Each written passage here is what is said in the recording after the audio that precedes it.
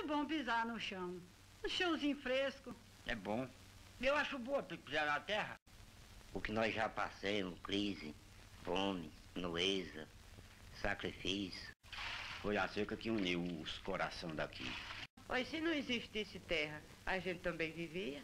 Eu acho que sonho tem uns que é brincadeira. Mas outros sonhos a gente vê que é certeza mesmo. Diga que tu tem fibra, vai lá em casa que eu te ensino a fazer a vassoura. Não era a Deus que eu aturasse, tanto que ela ainda vai aturar aquelas pedras.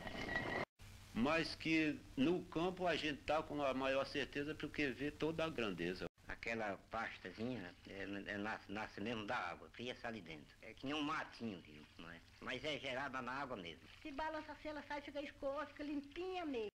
Eu até manguei, digo, Deus chegou ali debaixo do pé de imbu e disse que eu fizesse umas vassouras. Agora não foi quase nada, no fim foi muita coisa. Por causa que parece que nós crescemos mais. Mais de 54 vidas. Aprendi no tempo mesmo, não é? Aprendi na vida pensando na vida.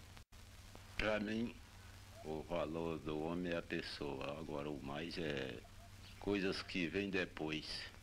Oxente, pois não. A gente quando vê um pé de árvore bem bonito, florado, bem verde, o coração da gente chega alegra. Diz, ô pé de árvore bonito, isso aqui é uma coisa linda.